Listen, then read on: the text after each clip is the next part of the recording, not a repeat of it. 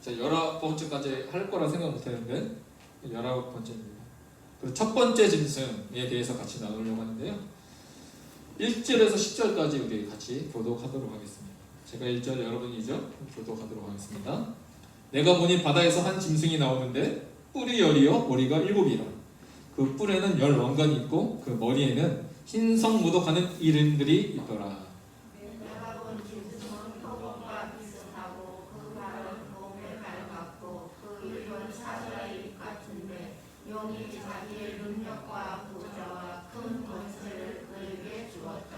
그의 머리 하나가 상하여 죽게 된 것 같더니 그 죽게 되었던 상처가 나음에 온 땅이 놀랍게 여겨 짐승을 따르고 용이 짐승에게 권세를 주므로 용에게 경배하며 짐승에게 경배하여 이르되 누가 이 짐승과 같으냐 누가 능히 이와 더불어 싸우리요 하노라. 또 짐승이 과장되고 신성 모독을 말하는 입을 받고 또 42달 동안 일할 권세를 받으니라. 짐승이 입을 벌려 하나님을 향하여 비방하되 그의 이름과 그의 장과 곧 하늘에 사는 자들을 비방하노라. 또 권세를 받아 성도들과 싸워 이기게 되고 각 족속과 백성과 방언과 나라를 다스리는 권세를 받으니 주님을 향한 어린 양의 생명책에 창세 이후로 이름이 기록되지 못하고 이 땅에 사는 자들은 다 그 짐승에게 경배하리라. 누구든지 귀가 있거든 들을지어다. 사로잡힐 자는 사로잡혀 갈 것이요 칼에 죽을 자는 마땅히 칼에 죽을 것이니 성도들의 인내와 믿음이 여기 있느니라. 네. 여기까지가 첫 번째 짐승에 대한 내용입니다. 오늘 1절을 보니까 자, 내가 보니 바다에서 한 짐승이 나온다고 말하고 있습니다. 13장에서는요 내용이 뭐냐면 두 짐승에 대한 이야기를 하고 있습니다. 이 시기는 어떤 시기라고 했죠? 두 짐승의 활동 시기가 5번째, 6번째, 그렇죠? 한 일의 기간, 7년의 반, 3년 반 이후의 시점이라고 보시면 되겠습니다. 그런데 첫 번째 짐승은 어디에서 나온다고 말하고 있습니까? 바다에서. 제가 바다에서가 무엇인지 여러 번 설명을 드렸는데 바다는 태움, 깊은 심연, 깊은 바다라는 뜻으로 무저갱해라는 뜻을 갖고 있습니다. 무저갱, 큰 구덩. 큰 구덩. 그래서 이 바다에서 한 짐승이 나왔다라고 했을 때 어디에서 나왔다라고 생각하면 됩니까? 무저갱에서 나왔다라고 생각하면 되겠습니다. 그러니까 그래서 이들의 존재를 바울은 이렇게 설명하고 있어요. 바울이 어떻게 말하고 있냐면 데살로니가후서 2장 8절 보면 이렇게 나와 있어요. 그때 불법한 자가 나타나리니 주 예수께서 그 입의 기운으로 그를 죽이시고 강림하여 나타내심으로 패하시리니. 무섭잖아요. 상상만 해보세요. 마지막 때 바다에서 한 짐승이 나와요. 근데 막 뿔이 10이고 머리가 7이에요. 상상해본 적 있으시죠? 한 번쯤은요. 머리가 7이에요. 하나, 둘, 셋, 넷, 다섯. 얼마나 기괴해요 그 모습이. 근데 바울은 이렇게 말한단 말입니다. 그때 불법한 자가 나타난다. 그때는 뭐예요? 적 그리스도가 나타나는 그때를 말합니다. 그러니까 이 짐승을 우리가 뭘로 보면 되느냐? 적 그리스도라고 생각하면 되겠습니다. 적 그리스도. 이것이 바로 계시록 13장 1절의 짐승의 때, 그때 불법한 자가 나타나리니, 이 불법한 자가 나타난 때가 바로 오늘 계시록 13장 1절에 나오는 바다에서 한 짐승이 나오는 그때를 말하고 있는 것입니다. 그런데 우리가 생각했잖아요. 말했잖아요. 머리가 7이고 뿔이 10이에요. 그 뿔에는 10왕관이 있어요. 신성을 모독한 이름들이 있어요. 너무 무섭잖아요. 그런데 데살로니가 후서에서는 어떻게 말하고 있어요? 마지막 때에 주님이 강림하셔서 뭐 하십니까? 강림하여 나타나심으로 그 모든 자들을 뭐 하신다고? 패하시겠다. 그러니까 우리의 결론을 봐야 됩니다. 그 과정은 두렵고 힘들고 어려울 수 있지만 결론은 우리 주님이 강림하여 그를 패하시겠다 라고 선언하고 있는 것입니다. 그런데 바다에서 한 짐승이 나오는데 용이 그에게 능력과 권세를 줍니다. 자, 악한 영들의 감옥인 무저갱이 열리면서 짐승이 이렇게 딱 올라와요. 바다에서 올라오는데 잘 보십시오. 그 짐승의 모습을 딱 살펴봤더니 짐승이 어떤 모양을 갖고 있어요? 뿔이 열이다. 이 짐승의 모습을 뿔이 열이다라고 설명하고 있습니다. 그러면 뿔이 열. 그러면 이 뿔이 나타나는 의미가 있을 거 아니에요? 이 뿔이 열이다라는 의미가 어떤 의미냐면 계시록 17장에 보면 같은 시대의 그 내용이에요. 계시록 17장 10절을 보니까 이 뿔에 대해서 해석하고 있는데 내가 보던 열 뿔은 뭐래요? 열왕이다. 이 뿔은 열왕이다. 정치 권세 권력자들을 뜻하는 거겠죠? 열왕이다. 열 뿔은 열왕이라 해석하고 있습니다.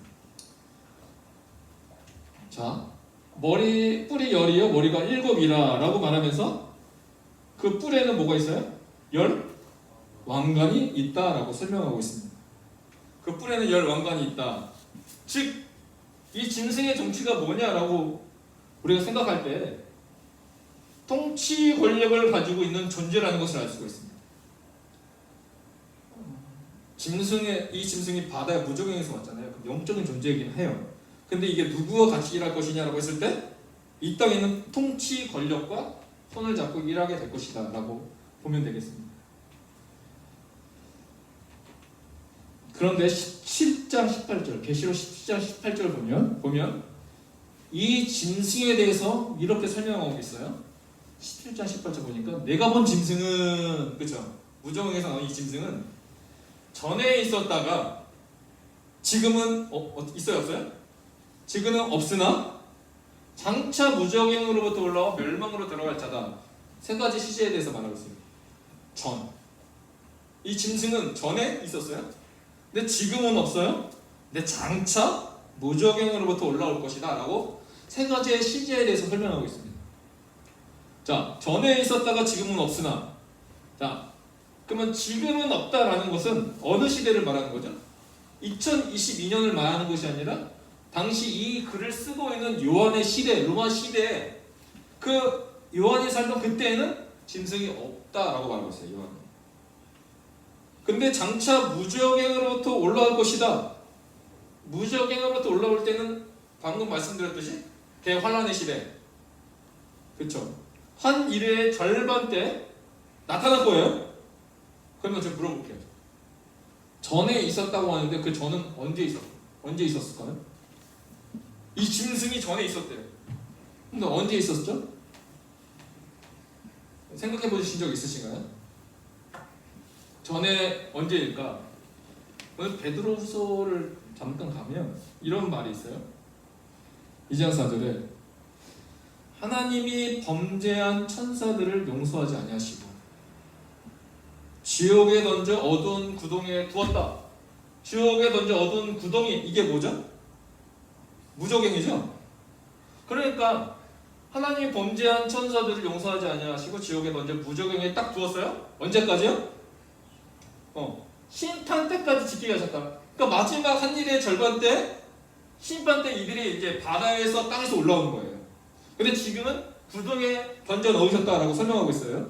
그러면서 이어지는 내용이 5절인데, 자, 이 시대를 제가 보기 위해서 이 구절을 보는 거예요. 옛 세상을 용서하지 아니하시고 다만 오직 의를 전파한 누구요? 노아와 그 7 식구들을 보존하셨다. 그러면 노아와 그 7 식구들을 보존하기 위해서 지금 누구를 범죄한 천사들 지옥에 어두운 구멍에 던져 놓으셨다. 이 시대는 어느 시대죠? 창세기 6장의 시대. 그때쯤 우리가 추측할 수가 있다는 거예요. 그때다라고 우리가 명확하게 말하는 것이 아니라, 왜냐하면 베드로가 이렇게 말하고 있기 때문에 그렇습니다. 범죄한 천사들이 지옥에 던져 구덩이에 누워 누구를 보존하시는 거예요? 노아와 그 7 식구들을 보존하셨다. 노아의 홍수 때, 그때쯤 이 범죄한 천사들이 있었다, 이 짐승이 있었다 라는 것을 우리가 생각해 볼 수 있습니다. 한번 볼까요? 창세기 6장을 볼까요? 자, 창세기 6장 2절에 이렇게 시작합니다. 하나님의 아들들이 누구와 함께요? 사람의 딸들의 아름다움을 보고 자기들이 좋아하는 모든 여자를 아내로 삼는지라. 여기서 보면 하나님의 아들들은 누구예요? 하나님의 아들들이 누구예요? 크게 두 가지 해석이 있어요. 첫 번째 해석은 그러니까 아담과 하와의 자손 셋의 자손들이 하나님의 아들들일 것이다. 사랑으로 보는 견해가 있어요. 그런데 여러분 잘 생각해 보세요. 아담과 하와가 완벽한 의인이었나요? 아니란 말이에요. 죄인이에요. 그들도 죄인이에요. 그러면 셋의 자손이 완벽한 하나님의 사람들로 살았을까요? 그들 중에 죄인도 분명히 있을 거예요. 죄를 지으며 살았을 거예요. 그러면 하나님의 아들들이라고 보는 견해도 완벽하지가 않아요. 두 번째 견해가 대부분이 많은 사람들이 지지하는 견해인데 이것이 바로 뭐냐면 이 하나님의 아들들이 누구냐? 천사였을 것이다 라는 해석이 있습니다. 그 이유를 뒷받침해 주는 것이 3절인데 3절 보면 여호와께서 이르시되 나의 영이 영원히 사람과 함께 하지 아니하리니 이는 그들이 누구죠? 하나님 아들들이죠. 이는 그들이 뭐가 됐어요? 육신이 됨이라. 그러면 그전엔 뭐였어요? 네, 영이었던 거죠. 그러니까 하나님의 아들들이 사람의 딸들과 결혼함으로 이는 그들이 육신이 됐다라고 말하는 거예요. 아니 그러면 천사가 어떻게 사람과 결혼할 수 있어요? 큰 의문점이 많이 있다는 거예요.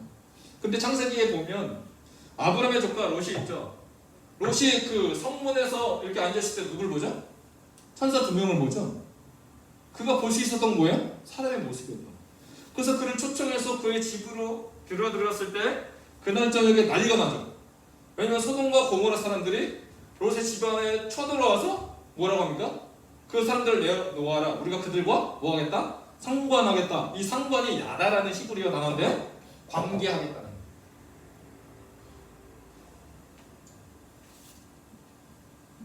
자, 유다서 1장 6절에 보니까 또 이렇게 말하고 있어요.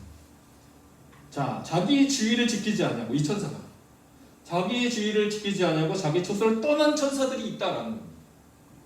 천사들을 한날의 심판까지 영원한 결박으로 후금에 가두셨다. 무적행에 던져 넣으셨다. 라고 유다서에서도 이것을 말하고 있습니다. 그래서 구약성서에서 하나님의 아들들이 누구인가라고 했을 때 다니엘서 보면 그 풀무불에 던져서 불타는 그 심판을 받게 되잖아요. 그때 내가 보니 결박되지 아니한 네 사람이 불 가운데로 다니는데 상하지 아니하였고 그 넷째 모양은 누구의 아들이요? 신들의 아들과 같도다. 이 신들의 아들 아람어로 말을 엘로힘인데 칼빈이 이것을 천사라고 말했습니다. 칼빈의 주석이에요. 그리고 욥기 1장 6절에 보니까 하루는 하나님의 아들들이 와서 여호와 앞에 섰고 사단도 그들 가운데 왔는지라. 이것이 히브리어로 베네 하 엘로힘인데 이것을 박주선 우리 목사님 옛날 목사님들 그 서재에 보면 이 주석이 다 있거든요. 이 주석책 이 박주선 목사님에 의하면 이분은 선한 천사들이다 라고 해석을 했습니다. 근데 여기에서 끝나지 않고 그 당시에 땅에는 뭐가 있었어요? 네피림이 있었다라고. 네필림이라는 이 단어에서 왔는데 이 네필림은 타락하다 떨어지다라는 뜻을 갖고 있습니다. 타락하다 떨어지다. 그러니까 네필림은 떨어진 자, 타락한 자를 의미합니다. 그러니까 하나님의 아들들이 육신이 되었어요. 땅에 떨어진 자, 타락한 자가 된 것이죠. 그래서 유다서 1장 2절은 자기 처소를 떠난 천사들이라고 설명했었고, 그래서 이 땅으로 쫓겨난 타락한 천사와 사람들의 딸들 사이에서 태어난 자가 장사가 되고 거인이요 네필림이라는 결론으로 우리는 생각할 수 있습니다. 그런데 이게 제 생각이 아니라 오늘 성경에 66권으로 되어 있잖아요. 근데 이 성경에 포함되지 않은 외경 중에 에녹서가 있는데 이 에녹서는 계시록에 대한 설명을 아주 자세하게 나오는 책 중에 하나입니다. 근데 이 에녹서에는 하나님의 아들들을 타락한 천사다라고 말하고 있습니다. 거기서 끝나지 않습니다. 교회사가 요세푸스도 이 하나님의 아들들은 천사다라고 말했고, 그리고 초대교회 교부인 알렉산드리아의 필론 뿐만 아니라 순교자 저스틴 마터, 터툴리아, 현대에서는 델리치, 빙크, 엉거, 척 스미스 목사님까지 이 모든 사람들이 이거에 지지했는데, 특별히 리폼드 뉴스의 대한예수교 장로회 합동측의 신문에 이 내용이 기고되기도 했습니다. 제 의견이 아니라 많은 사람들이 이 하나님의 아들들은 천사로 보는 이런 관점으로 갖고 있다는 것입니다.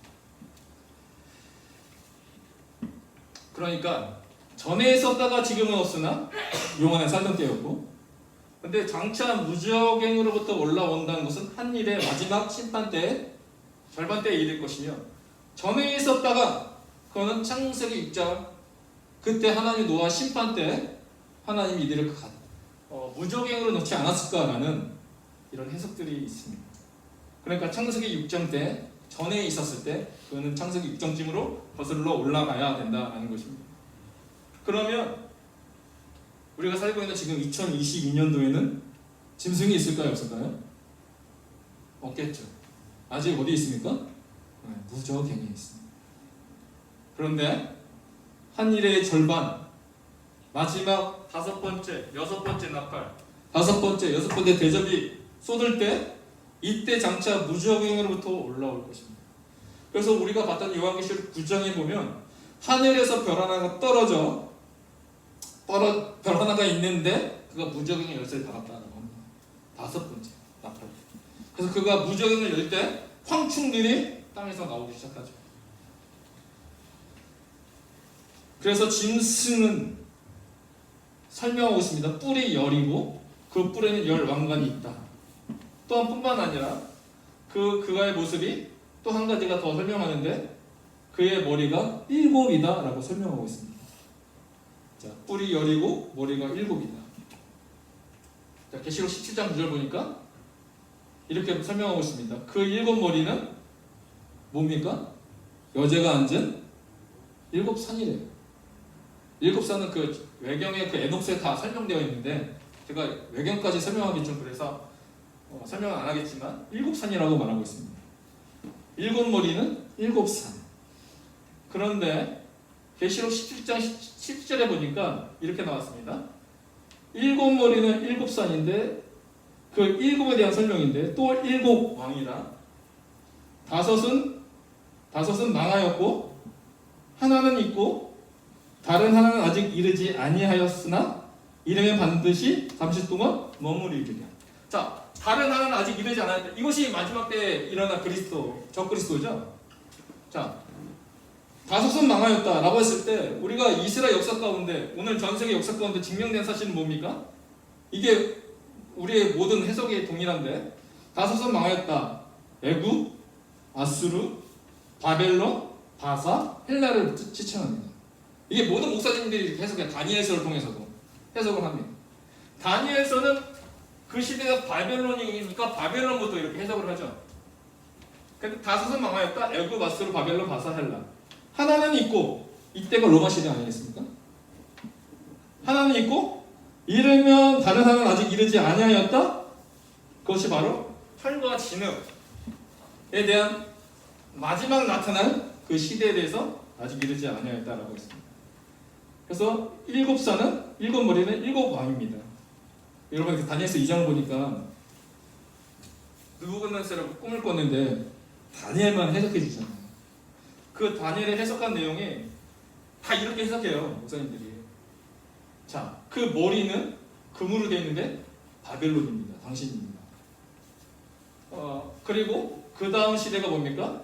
두 번째 메데, 페르시아, 바사, 가슴. 그리고 여기 널쩍다리는 헬라. 그리고 여기 철로 된 것은 로마. 이 마지막 아직 임하지 않은 그 나라. 이 다리는 뭐로 되어 있어요? 철과 진흙으로 섞여 있는. 그래서 마지막 때 올 그 나라라고 설명을 하고 있습니다. 그러니까 장차 무너질 세상 나라들은 오늘 다니엘은 예언하고 설명하고 있는 것입니다. 그러니까 마지막 때 이 적그리스도가 나타나겠지만 앞에 있는 그 다른 나라들처럼 그 적그리스도의 나라도 뭐하겠다? 무너질 것이다 라는 것입니다. 그래서 그 뿔에는 10 왕관이 있다라고 설명하고 있습니다. 지금 무슨 말입니까? 자, 적그리스도에 대한 이제 해석인데요. 짐승은 적그리스도를 나타내며 제국과 같은 10 왕관이니 오늘 보면 애국, 아수르, 바벨론, 헬라, 로마 제국이잖아요. 한 나라를 넘어선 제국. 이런 제국과 같은 강한 정복력과 통치력을 가진 존재가 될 것이다. 그래서 무적에서 올라온 영이면서 이들이 동시에 적그리스도의 역할을 할 자들에게 들어가서 일하게 될 것입니다. 제가 잘 아는 목사님이 심지어는요 그냥 해석해 버리더라고요. 이 세력들이 누굴까? 이 적그리스도가 이 열 왕과 같은 존재가 누굴까? 이슬람이라고 말하는 분도 계세요. 근데 이걸 정확하게 딱 꼬집어서 말하는 거는 위험하다. 그런 세력들과 연합해서 일하게 될 것이다 라고까지 말하는 게 더 합당하다 생각합니다. 그런데 13장, 우리 계시록 13장 계속 읽어보겠습니다. 4절 보니까 용이 짐승에게 권세를 주므로 용에게 경배하며 짐승에게 경배하여 이르되, 마지막 때 이런 경배가 일어날 겁니다. 뭐라고 합니까? 누가 이 짐승과 같으냐? 누가 능히 이와 더불어 싸우리요 하나. 집단적 대교. 5절 또 짐승이 과장되고 신성모독 말하는 입을 받고 또 42달 동안 일할 권세를 받으니라. 그렇죠? 이 짐승도 권세를 받아서 42달 동안 신성모독하는 일을 하게 됩니다. 반대로 우리는 1260일 동안 42달 동안 뭐 해야 됩니까? 하나님의 말씀 예언하는 자가 돼요. 굉장히 중요한 사실이죠.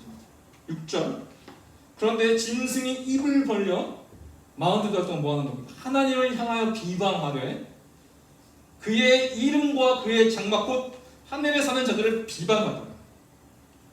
7절 또 권세를 받아 이 적그리스도가 하는 것이 하나님을 향하여 비방하고요. 7절 보니까 또 권세를 받아 누구와 싸우죠? 성도들과 싸워 어떻게 합니까? 이기게 돼요. 그러면 이 42달 동안 성도들은 어떤 일을 벌어질까요? 죽게 되는 순교의 역사들이 일어나게 될 것입니다. 성도들과 싸워 이기게 되고 각 족속과 백성과 방언과 나라를 다스리는 권세를 받으니 8절 죽임을 당한 어린 양의 생명책에 창세 이후로 이름이 기록되지 못하고 이 땅에 사는 자들은 다 그 짐승에게 뭐합니까? 경배합니다. 놀라운 사실을 말하고 있어요. 어린 양의 생명책에 이름이 기록되지 못하면 뭐하게 되는 거예요? 자연스럽게 적그리스도에게 경배합니다. 그러니까 중간지대가 없어요. 나 예수 안 믿어도 적그리스도에게 경배 안 할 거야. 성경 그렇게 말하잖아요. 만약 내 이름이 생명책에 기록되지 않으면 그때 불법한 자가 나타날 때 자연스럽게 뭐하게 돼요? 이 땅에 사는 자들은 다 그 짐승에 경배하게 됩니다. 오늘 내 이름 책에 생명책에 기록되어 있는가? 너무나 중요한 사실인 것이죠. 그래서 9절에 이렇게 말합니다. 누구든지 귀가 있고도 들을지어다 사로잡힐 자는 사로잡혀 갈 것입니다. 사로잡힘이 있을 거예요. 그리고 칼에 죽을 자는 마땅히 뭐에 죽어요? 칼에 죽을 것입니다. 그런데 어떻게 살라고 말하고 있습니까? 성도들의 인내와 믿음이 여기 있는 거예요.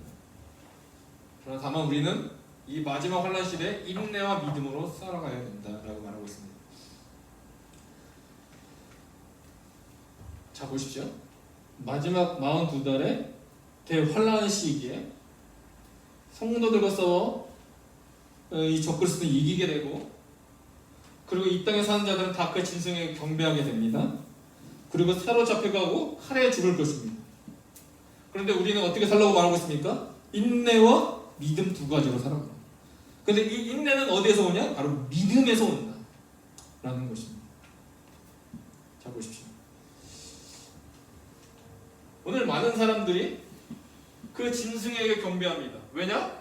그 짐승을 17장 8절 내가 본 짐승, 그 짐승은 전에 있었다가 지금은 없으나 장차 무정행으로부터 올라와 우리가 끝까지 인내와 믿음으로 살아가야 되는 이유가 뭡니까? 그 짐승의 결론은 뭐이기 때문에? 멸망으로 들어갈 자이기 때문에 우리가 두려워할 필요가 없다는 것입니다. 그들의 결론은 멸망으로 들어간다. 그런데 중요한 사실이 뭐냐면 그들은 멸망으로 들어갈 자예요.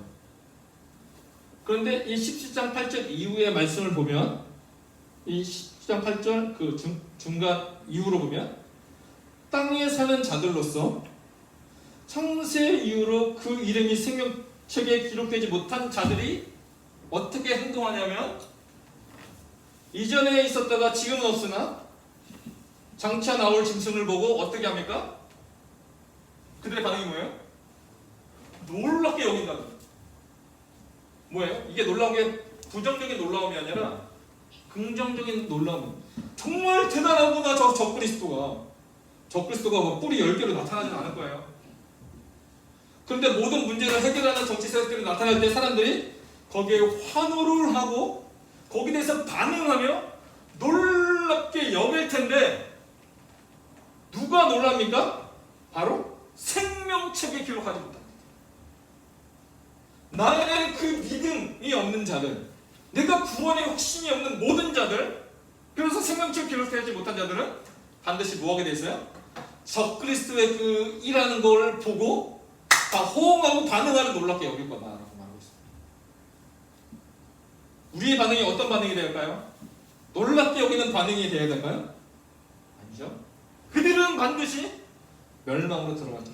이것이 바로 관점입니다. 우리는 믿음의 사람의 관점으로 살아가야 돼요. 마지막 시대에 하나님이 주신 관점으로 살아가야 돼요. 어떤 관점입니까? 땅에 사는 자들은 놀랍게 여기지만 하나님 내 이름이 생명책에 기록된 자로서 저는 믿습니다. 내가 인내와 믿음의 성도로 살아가 이 적그리스도를 바라볼 때 저들은 반드시 멸망으로 들어갈 자입니다. 라고 우리는 믿음으로 살아가야 된다는 것입니다. 왜 이렇게 말하냐면 자, 마지막 제가 나팔제왕을 설명했을 때 1260일 42달 3년만 7년이라고 말씀드렸잖아요. 그런데 첫 번째 나팔을 불 때 어떤 일이 벌어지죠? 땅의 3분의 1이 타버려요. 그렇죠? 두 번째 나팔을 불 때 바다의 3분의 1이 피가 돼요. 세 번째 나팔을 불 때 어떤 일이 일어나요? 햇불이 강과 물샘의 3분의 1을 파괴해요. 네 번째 나팔을 불 때 해달별 3분의 1이 파괴가 돼요. 그러니까 3분의 1이 타격을 받아요. 생각해보세요. 해달별, 바다의 피 3분의 1이 그리고 전 세계가 3분의 1이 불타오르고 물샘의 근원이 3분의 1이 파괴될 때 그러면 사회적 기능이 모두가 망가진다는 거예요. 그럼 무슨 시대예요? 진짜 대혼란의 시대가 나타날 겁니다. 이럴 때 이 시대 때 마지막 3년 반 42달 때 누가 등장해요? 적그리스도가 등장하게 된다는 것이죠. 그런데 이 적그리스도가 등장할 때 반드시 저는 이렇게 생각할 수가 있어요. 추측할 수가 있어요. 뭐예요? 여러 문제를 해결하는 자로 열 왕들이 이런 문제를 해결하는 자로 반드시 등장하게 됩니다. 이럴 때 내 이름이 생명책에 기록되지 않으면 어떤 반응이 가져오게 됩니까? 장차 나올 짐승을 보고 뭐하게 되어 있어요? 놀랍게 여길 수 있다는 거예요. 이것이 오늘 우리가 정말로 깨어 기도해야 될 이유입니다. 누가 놀랍게 여깁니까? 그 이름이 생명책에 기록되지 못한 자들이 놀랍게 여기게 될 것입니다. 계시록 17장 12절 내가 보던 열불은 열왕이니 아직 나라를 얻지 못하였으나 다만 짐승과 더불어 임금처럼 한동안 권세를 받으리. 그들이 한 뜻을 가지고 자기의 능력과 권세를 짐승에게 주더라. 그러면서 그들이 어린 양과 더불어 싸우랴. 어린 양과 더불어 싸우랴. 그러니까 마지막 때 모든 이 문제를 해결하면 적그리스도가 나타날 때 믿지 않는 자들은 이 어린 양과 더불어 싸우는 적그리스도를 보고 적그리스도의 편이 되겠다는 것이죠. 그리고 그리스도를 하나님을 비방하게 된 것입니다. 그래서 한 일에 마지막 한 일 절반 때 적그리스도에게 속지 말라고 우리 주님이 마태복음 24장에 2번이나 강조합니다. 미혹의 영을 조심하라. 그럼 진짜 왕과 적그리스도의 차이점이 무엇입니까? 적그리스도는 자기의 이름의 권세를 높이고 하나님을 비방하는 자, 자기 영광을 받기를 원하는 자가 바로 적그리스도입니다. 그런데 우리 주님은 어떤 분이셨어요? 요한복음 6장 14절에 보니까 오병이어 사건 이후의 사람들의 반응이에요. 그 사람들이 예수께서 행하신 뭘 보고요? 이 표적을 봤어요. 예수님 진리를 본 것이 아니라 예수님의 표적만 봤어요. 그러니까 그 표적을 보고 말하되 이는 참으로 세상에 오실 그 선지자라 왕으로 삼으려고 했습니다. 그러니까 예수님의 반응이 뭐예요?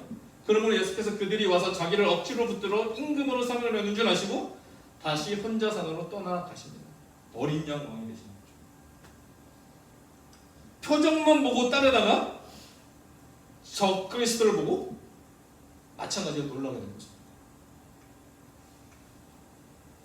그래서 17장 14절 그들이 어린 양과 더불어 싸우려니와 어린 양은 그러나 만주의 주시요 만왕의 왕이심으로 그들을 이기신 터이라고 선언하고 있습니다. 또 그와 함께 있는 자들 곧 부르심을 받고 택하심을 받은 진실한 자들도 이기리로다. 오늘 우리는 어떤 자가 되어야 될까요? 어린 양, 만주의 주, 만왕의 왕, 그들을 이기실 그 어린 양, 그와 함께 있는 자들이 되어야 될 것입니다. 그렇다면 우리도 이기는 자가 될 것입니다. 어떻게 주님과 함께 하실 것이냐? 오늘도 우리 가운데 주신 그 많은 이의 말씀 붙잡고 오늘도 주 앞에 나아갈 때 그와 동행하며 나아갈 수 있습니다. 적그리스도는 자기를 스스로 높이는 자입니다. 그러나 어린 양은 죽지만 다시 진정한 왕이 되시는 왕의 왕이십니다. 그래서 마지막 때 우리의 시선, 관점은 놀랍게 여기는 자가 아니라 그들은 반드시 멸망으로 들어갈 자이다 라는 관점과 믿음으로 살아갔으면 좋겠습니다. 그래서 하나님 이 마지막 시대에 끼어있는 인내와 믿음의 사람 되게 하여 주시옵소서.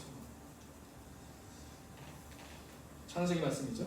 여자가 그 나무를 본지 마지막 때 그 적그리스도 짐승을 본 사람들은 다 놀랍게 여겼죠. 근데 여자가 그 나무를 본지 반응이에요. 먹음직하기도 하고 부함직하고 지혜롭게 하는 탐스럽기도 한 나무인지 놀랍게 여겼어요.